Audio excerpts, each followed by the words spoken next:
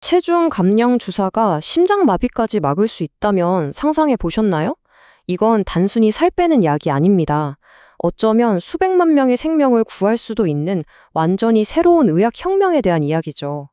오늘 바로 그 신약의 세계로 깊숙이 한번 들어가 보겠습니다. 자, 이 숫자 한번 보세요. 5억 2,900만. 이게 뭘 의미할까요?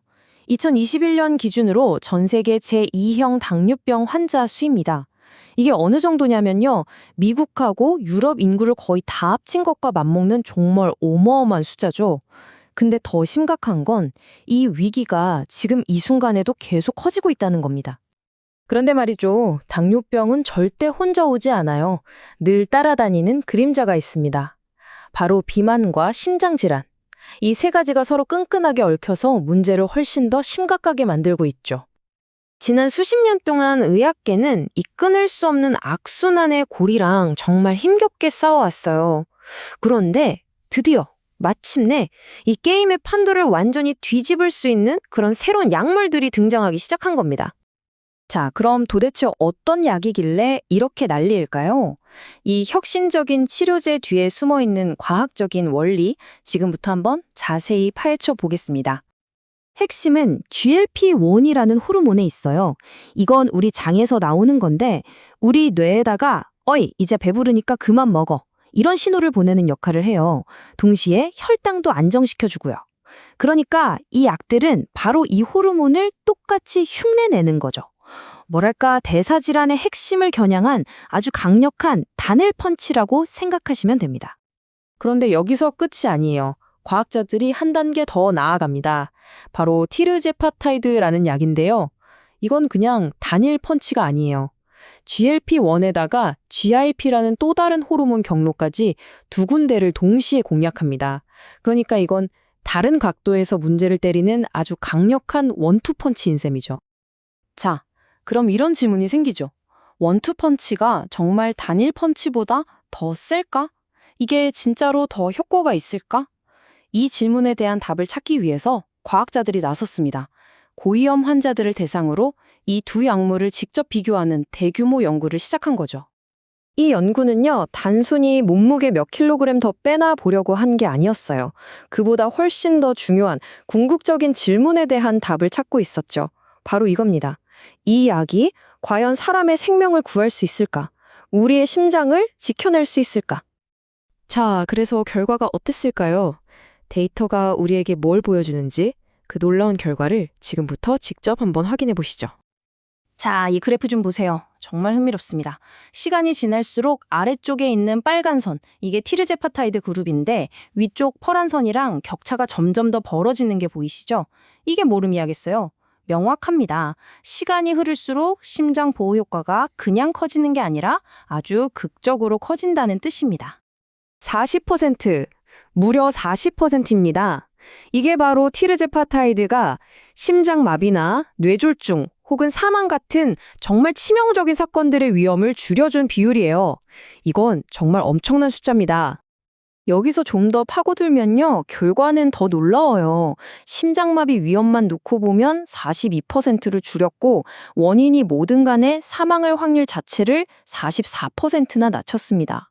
여러분, 이건 그냥 통계 수치가 아니에요. 이게 의미하는 건 우리가 잠재적으로 구할 수 있는 수많은 사람들의 생명입니다. 자, 이렇게 강력한 효과가 과학적으로 입증되니까 어떻게 됐을까요? 네, 당연히 거대한 비즈니스 경쟁에 불이 붙기 시작했습니다. 이제 전쟁터가 바뀌고 있어요. 주사제에서 먹는 알약으로요. 생각해보세요. 매일 아스피린처럼 그냥 물이랑 꿀꺽 삼키기만 하면 되는 약. 이걸 먼저 만들어내는 회사가 말 그대로 수십억 달러, 아니 수백억 달러짜리 시장을 차지하게 되는 겁니다. 그러니 경쟁이 정말 그 어느 때보다 뜨거울 수밖에 없죠. 근데 이게 말처럼 쉽지가 않아요. 바로 강력한 효과와 견딜만한 부작용 사이에서 아슬아슬한 줄타기를 해야 하거든요. 이 딜레마를 가장 잘 보여주는 예가 바로 경구용 약물 경쟁의 선두주자 일라이릴리의 오포글리프론입니다. 최근 나온 임상시험 결과를 한번 보실까요? 자, 이 두 개의 그래프가 약물 개발의 딜레마를 그냥 한눈에 딱 보여줍니다. 왼쪽 그래프를 보시면 양 용량을 높일수록 체중 감량 효과는 쭉쭉 올라가죠. 아주 좋아요. 그런데 이제 오른쪽 그래프를 보세요. 용량이 높아질수록 메스꺼움 같은 부작용 때문에 약을 포기하는 사람들의 비율도 같이 올라가 버립니다. 바로 이거예요. 효과는 최대로 끌어올리면서 부작용은 최소화하는 그 스위스팟, 그 완벽한 지점을 찾는 게 바로 이 경쟁의 핵심인 거죠. 이 표는 말이죠. 현재 진행 중인 글로벌 알약 전쟁의 중간 성적표라고 보시면 됩니다. 일라이 릴리, 로슈 같은 전통의 강자들 뿐만 아니라 바이킹 같은 무서운 신흥 강자까지 모두가 이 황금알을 낳는 거위를 차지하기 위해 얼마나 치열하게 경쟁하고 있는지 한눈에 딱 보이죠. 자, 정말 놀라운 과학적 발전과 치열한 비즈니스 경쟁 이야기를 쭉 해봤는데요. 그럼 이 모든 것들 속에서 우리가 정말로 기억해야 할 핵심은 뭘까요? 가장 중요한 건 바로 이겁니다. 이 약들은요, 이제 더 이상 그냥 살 빼는 약이 아니라는 사실이에요. 오늘 우리가 함께 본 데이터가 명확하게 보여주잖아요. 이 약들이 우리의 심장을 지키고 궁극적으로는 생명을 구하는 정말 강력한 무기가 될 수 있다는 걸요. 그리고 이 경쟁은 지금 이 순간에도 계속해서 빨라지고 있습니다. 전 세계 수십 개의 회사들이 다음 혁신, 다음 돌파구를 찾기 위해 정말 천문학적인 돈을 쏟아붓고 있어요. 그 결과물은 아마 우리가 생각하는 것보다 훨씬 더 빨리 우리 곁으로 다가올 겁니다.